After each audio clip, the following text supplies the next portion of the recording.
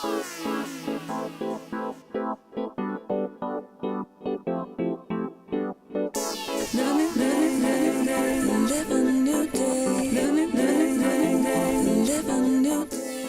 are still at Fresh Collective, and we are now with Mandy, who is one of the designers here at Fresh Collective. Can you tell us a little bit about what inspired you to get into fashion and design? Oh, what inspires me? I've been into fashion since I can remember. I know when I was 14, I got my first sewing machine, and that's sort of what got me started. I taught myself how to sew, and I used to do a lot of shopping in vintage stores and just putting my own things together, and that's really where it started. I've always been interested in fashion though. Who is the woman that you designed for? The woman I designed for is a lot like the woman who shops at Fresh Collective. She is around 35 to 45 years old, and she has a busy life, an amazing career. She's very happy, she's very upbeat.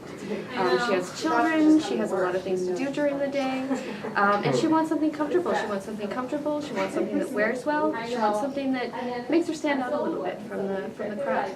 Gotcha. And so where did your inspiration from your most recent collection come from? The most recent collection, I think, was, it was sort of a flirty girl. She was fun and light and flirty. Summer is always a fun season to design for, yeah. And dressing for the weather, obviously, as well. I didn't have one inspiration in mind. It usually comes in bits and pieces. I listen to a lot of music, I watch movies, and just little bits of things. I see people on the street, and little bits and pieces of things just kind of fall into place, and that's where the inspiration comes from. So how has your collection evolved from being that 14-year-old girl with the sewing machine to now? How is it to today? How is it? It's obviously evolved quite a bit. I mean, I feel like I still have the same heart inside of me, but my skills have obviously gotten better over the years. When I first started sewing, I used to just buy fabric that I liked and hold it up to myself, put pins down the side, and then sew those seams, and that's how I learned how to sew. So then I went to school and started. When I started Mandala, I was doing mostly dresses. It was a dress line, that's all I was doing, and over the years I've added tops and skirts, coordinates, pants, some accessories, so it's been evolving in that way, just adding new and different pieces every year. And being an independent designer, what does it mean to have a store in support of Fresh Collective behind? It means everything. I mean, I could sit in my studio and sew all day long, but if I don't have somewhere to sell those clothes, there's nothing that I can do. No one will ever see them. So it means everything. And what was that process like for you to kind of get into the door and say, hey, look at my stuff, look at my designs? Like, was it a kind of a long and arduous process? Or was it was horrible. Yeah. No, actually, I met Laura Jean at the One of a Kind show in Toronto, and I think we were just a few booths away from each other, and we would talk as the show was going on, and she was telling me about her store, and the more she told me, the more interested I became. And so once the show was over, she just said, you should come down and join us. So it's very organic, as opposed to having to pound the pavement kind of thing, which is a good thing because it was amazing. Can you tell us a little bit of what has been some of your kind of bestsellers or that's been in your collection that has kind of worked since we're here at Fresh Collective? Well, this season it's dresses. Always dresses, yeah. For spring and summer, dresses are the thing. So this is one of the dresses that I did this spring. I call it the Joni Tux dress because it has sort of a little cummerbund detail in the middle there. Really flattering on. It really brings in a woman's waist. Has pockets, which I like to include in a lot of my styles. The V-neck also is very flattering on a lot of customers, and how the print kind of gathers into the center, so it really brings your eye into the center of the body.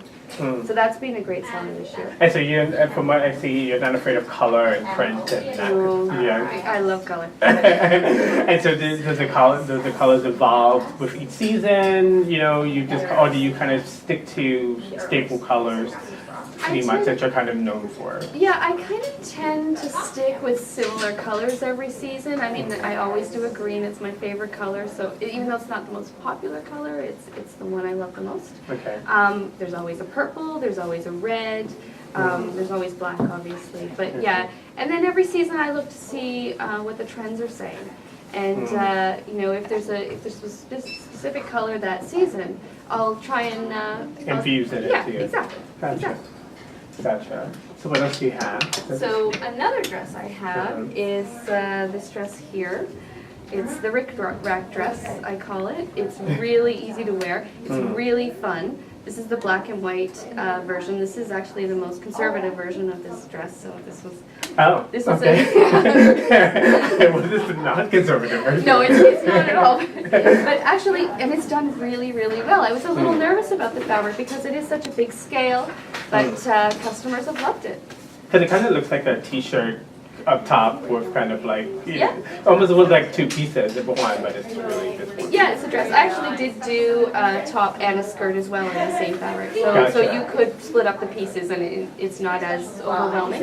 But people have loved the dress and it looks really nice on. And where do you get, since you like, you know, certain colors and prints and that kind of stuff, where is most of your fabric come from? Because a lot of designers that we've interviewed before, that they've said that they've had a hard time finding really good fabric places here in Toronto. Has that been the case for you? Yes. Yeah. Yeah, I think that's a universal thing for the designers in Toronto. There aren't a lot of fabric place sources left in the city, even in the country. I think a lot of the knitting mills have closed down. I don't think that there's any weavers at all, unless someone's doing it on a smaller scale. Yeah, so it is difficult, but you just look long and you look hard when you're as addicted to fabric as I am. It's not a problem. Gotcha. And then I also do separates. So this is a skirt that I did, just a really fun spring skirt and a really fun print. Also pockets in this one as well. Okay. And then for something like this, you could pair it with one of the basic tees that I do as well. Yeah. Gotcha. Where would you like to see your brand within the next 5 years? I mean, obviously, I'd love to grow Mandala and have it in stores across Canada. At the moment, I'm in a few other stores in some other cities. Okay, what are those stores? In Ottawa, I'm in two great stores, Flock and the Workshop Boutique. Okay. In Ottawa, they're the other main source to find Mandala. There's also a store in Montreal. And one in Stratford that you can find smaller quantities of my line as well. Okay. But yeah, I'd love to grow Mandala into other cities in Canada. I've had a lot of customers who'd like to see Mandala in BC, so I'm working on that now. I'd also like to go to the East Coast as well. That would be amazing.